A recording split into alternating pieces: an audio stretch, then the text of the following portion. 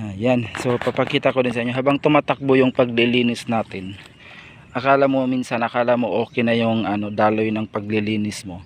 Meron ka rin din palang madadaanan na mga pagsubok.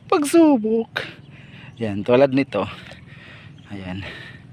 So kailangan mong magmasid kasi minsan mayroon kang makikitang mga pagsubok. Tulad niyan may mga langgam.